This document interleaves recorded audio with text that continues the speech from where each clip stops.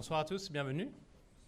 Donc avant de commencer, je vais vous présenter quand même les membres du conseil qui sont avec nous aujourd'hui. Monsieur Daniel Essou de la Mauritius Bankers Association, Madame Lilauti Ranjan de la MEXA, Monsieur Yanis Feder de l'AMM,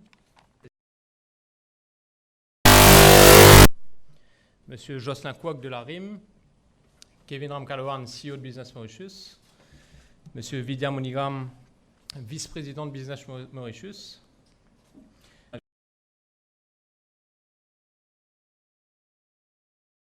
de l'Insurance Association, et Monsieur Nicolas Pougnette de Baseka.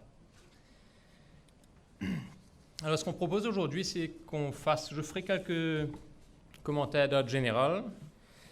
Ensuite, Kevin peut-être entrera un peu plus dans les détails sur quelques commentaires un peu spécifiques. On propose que des questions soient prises à la fin. Et s'il vous plaît, pour donner la parole à tous, essayons de se limiter à une question par rédaction. S'il y a des follow-up questions, évidemment qu'on suivra. Alors aussi, on vous rappelle qu'on fera un communiqué qui sera envoyé à vos rédactions, qui retracera l'essentiel de ce qui aura été dit à la conférence de presse. On en verra ce soir. Alors, bien évidemment que ce soir sont les premiers commentaires d'ordre assez général. Je suis sûr que vous êtes conscient qu'il faudra qu'on rentre plus en détail dans le budget lui-même et aussi dans les annexes avant de faire des commentaires plus précis. Alors pour rappel, Business Mauritius a soumis un mémo aux autorités avant le budget et ce mémo s'appuyait cette année sur le National Business Roadmap de Business Mauritius, qui est un plan stratégique élaboré par les membres du conseil de BM. Et pour rappel, ce mémo peut être consulté en ligne. Alors avant de rentrer dans certains détails quand même, j'aimerais vous rappeler quelque chose qui va peut-être vous apparaître une évidence. C'est que pour nous, le développement économique de Maurice n'a de sens que s'il est vraiment soutenable sur le long terme et qu'il profite à tous les Mauriciens, sans exception. Ce que je viens de dire implique deux a priori. Premièrement, que nous devons toujours privilégier le long terme au court terme, que ce soit concernant notre politique environnementale, notre politique sociale, notre politique macroéconomique. Deuxièmement, que tous les Mauriciens doivent être partie prenante de notre développement et doivent pouvoir bénéficier des progrès réalisés. Pour ce budget, 4 priorités avaient été mises en avant par Business Mauritius. L'amélioration de la gestion de nos ressources naturelles rares, le développement de notre capital humain, le renforcement de notre gouvernance et last but not least, des solutions pour faire face à nos vulnérabilités environnementales. Donc on a fait pas mal de suggestions concrètes dans ce sens au ministre des Finances. En plus des secteurs prioritaires, des propositions tactiques avaient aussi été faites concernant notamment la transition énergétique. Ayant dit cela, après cette introduction, nous avons entendu aujourd'hui une série de mesures intéressantes, notamment, je vous l'ai dit un peu en vrac, l'idée des post-study work visa pour les étudiants dans certains secteurs, le National Skills Development Platform, le tourisme, des mesures dans le tourisme, où il y a eu, on pense, des réponses assez franches aux impératifs du moment et une collaboration publique-privée qui va s'accentuer. Il y avait le long-awaited Port Breakwater qui apparemment se lance, la mise en place d'un Food Standard Agency, le Energy Roadmap avec le removal de la limite des 30% pour les solar energy, et pas mal d'autres mesures sur lesquelles Kevin reviendra juste après. Donc je l'ai dit, il y a des mesures intéressantes, mais dans la conjoncture, et Kevin reviendra dessus, dans la conjoncture, plusieurs des piliers de notre économie font face à des défis majeurs, il est vraiment essentiel de continuer le travail afin de soutenir la transition. Comme je vous ai dit, on prendra les questions à la fin. En attendant, peut-être que Kevin peut prendre la parole. Merci Cédric. Peut-être avant d'aller en détail sur les points mentionnés par Cédric, parler un petit peu des macroeconomic fundamentals. Nous avons écouté le budget, donc nous sommes comme vous, nous sortons du budget speech, donc ça mériterait d'étudier plus en détail ces mesures qui ont été annoncées par rapport aux macroeconomic fundamentals. Mais quelques points que nous souhaitons quand même faire remonter. Nous parlons d'un growth rate de 3,9% pour juin 2020. Et donc, nous devrons comprendre les détails pour arriver à ce growth rate de 3,9%, surtout qu'en tant que Business Mauritius, nous nous rendons compte que cette année-ci, qui a terminé en juin 2019, l'île Maurice n'a jamais connu autant de projets, de larges projets infrastructurels. Donc, il s'agirait de voir comment on arrive à ce 3,9% pour 2020. Aussi, quelque chose que nous analyserons en plus de profondeur, et nous reviendrons vers vous dessus en temps et lieu, c'est le public deficit qui est de 3,2% cette année-ci et qui le sera aussi pour l'année prochaine. Nous notons avec intérêt dans le budget brief, le budget speech, que les recurrent expenditure et les recurrent revenues sont net off, à peu près à 121 milliards pour l'année prochaine.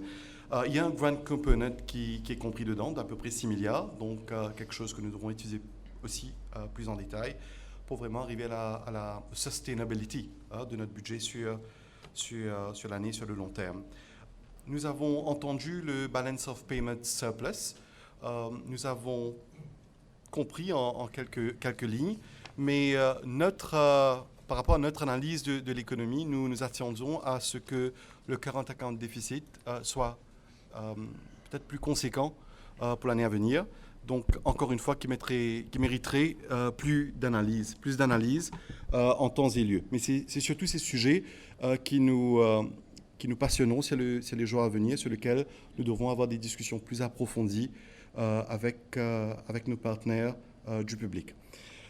Quelques points très positifs que nous accueillons. Tout d'abord, l'idée de l'innovation qui a été en ouverture de budget. L'innovation est importante pour la productivité et nous avons quelques pistes de mesures sur l'innovation. Donc, il s'agit de les travailler en détail pour vraiment faire bénéficier à toute l'économie mauricienne de ces mesures d'innovation.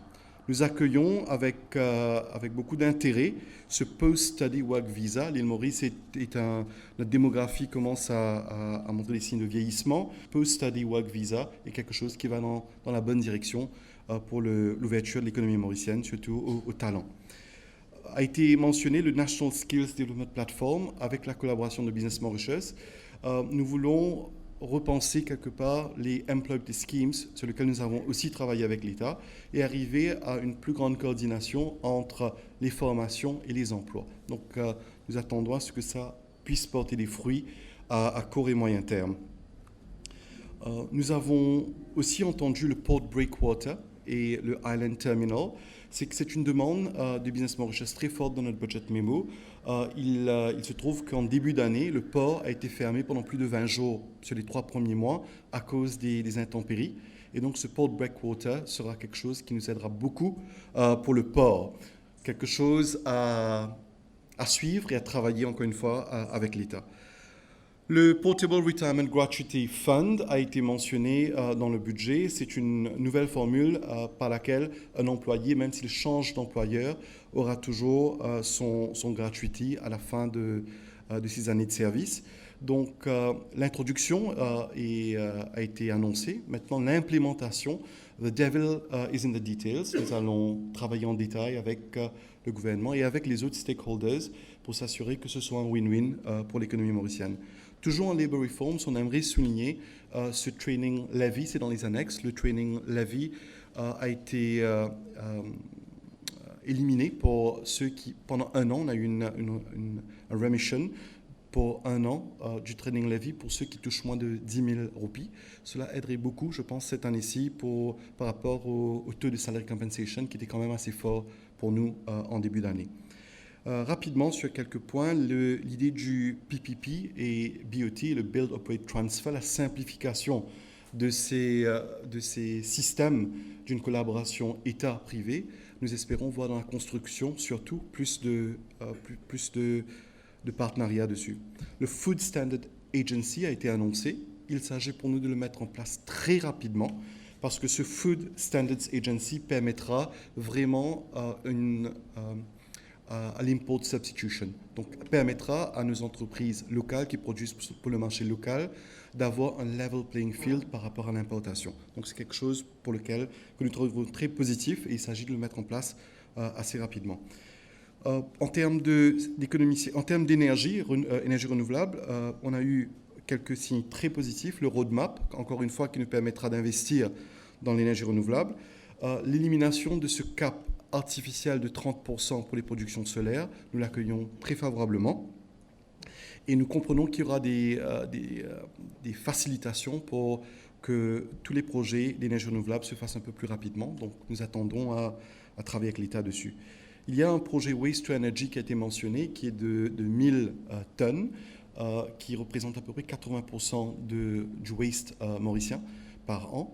Et c'est quelque chose qui peut être favorable, mais qui a aussi ses effets par rapport aux recycleurs actuels. Donc, dans la balance, avec ce qui a été proposé pour l'élimination du scrap metal, qui permettra aux petits recycleurs de pouvoir faire de la valeur ajoutée, nous avons aussi ce Waste to Energy à considérer et dans la balance, voir comment ça aidera l'économie circulaire. Par contre, l'idée de travailler avec la Chambre de commerce et d'industrie pour le e-waste est quelque chose d'extrêmement crucial, important.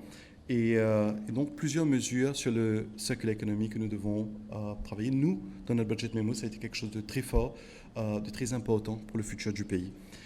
L'idée du electric vehicles, alors les premiers electric vehicles devraient commencer cette année-ci. Donc, nous voyons plusieurs mesures pour inciter et les entreprises et les particuliers pour bouger vers electric vehicles. Donc, c'est une ouverture sur laquelle nous devons nous appesantir et de tirer les bénéfices pour l'économie, donc envers un cleaner Mauritius. Quelques pistes qui ont été mentionnées, mais sur lesquelles nous devons plutôt approfondir, et il y a quand même un peu de travail, c'est le National Biomass Framework, qui est extrêmement important pour le futur de cette industrie cannière. Et donc, la mise en place de ce National Biomass Framework est critique, je pense, aujourd'hui, pour le secteur, pour l'industrie cannière pour Maurice. Financial Services, on a parlé de plusieurs pistes qui peuvent être intéressantes, mais aujourd'hui, il y a un travail en détail à faire par rapport au LEMS et tout ce que ça impliquera. Donc, un peu plus de travail dessus. Nous accueillons très favorablement, quelque part, cette idée, trouvons très intéressant, cette idée du Mid-Market Enterprises. On a eu dans le passé beaucoup d'initiatives par rapport à SMEs. Aujourd'hui, c'est vrai qu'il y a une partie des medium enterprises qui ont gradué. Et là, les accompagner peut être bénéficiaire au pays, à l'économie. Et encore une fois, s'assurer que l'équation par rapport aux banques, au financement, soit cohérente. Et donc, voilà quelque part les grandes mesures du budget. Cédric a parlé la phrase clé, effectivement, des mesures intéressantes, mais dans la conjoncture où plusieurs des piliers de notre économie font face à des défis majeurs, il est vraiment essentiel de continuer.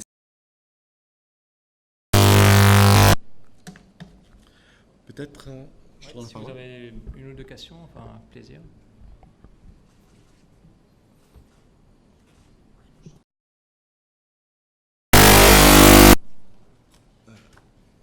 S'il n'y a pas de questions, on va vous inviter. Est-ce qu'il y a vraiment du long terme dans ce budget-là? Est-ce qu'il y a du long terme? Parce que je n'ai pas l'impression d'avoir vu du long terme. Je réponds. Vas-y. Alors, nous, ce que nous voyons, c'est qu'il y a beaucoup de pistes par rapport au secteur, au pilier de l'économie, mais ces pistes doivent être travaillées. C'est pour ça que nous disons qu'il y a vraiment des défis majeurs pour les piliers de notre économie. Donc ce travail qui a été commencé doit être continué, doit être approfondi pour arriver justement à soutenir cette transition économique du pays. Alors, nous aussi, on n'a pas les détails pour l'instant. Je suis sûr que c'est dans les annexes quelque part. Par contre, l'idée du PPP, le Public-Private Partnership, et le Build, Operate, Transfer, est vraiment dans l'esprit de plus le comité des affaires dans les assets, donc dans l'investissement du pays, infrastructures et autres. J'imagine que cela voudrait aussi dire que certains des assets qui ne sont pas core pourraient être à ce moment privatisés. Mais à voir en détail en temps et lieu.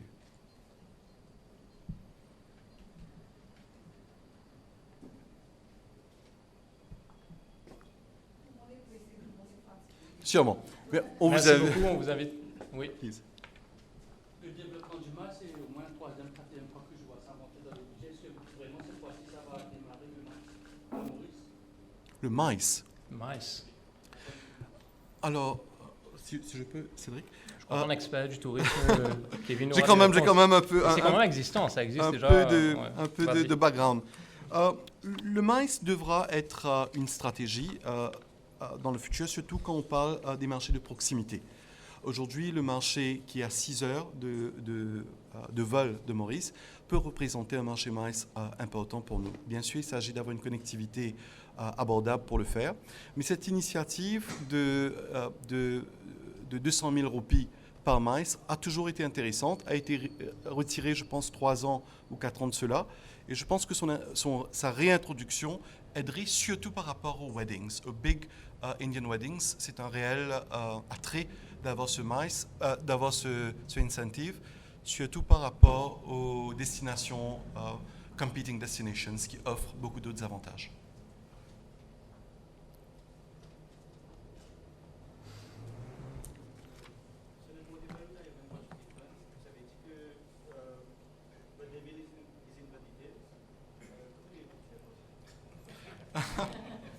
Alors, Le il diable est dans s'agira- les détails. Il s'agira de trouver les mécanismes qui sont un win-win. Bien sûr, le Portable Retirement Gratuity Fund est une façon de reconnaître les années de service d'un employé indépendant des employeurs pour lesquels il a travaillé.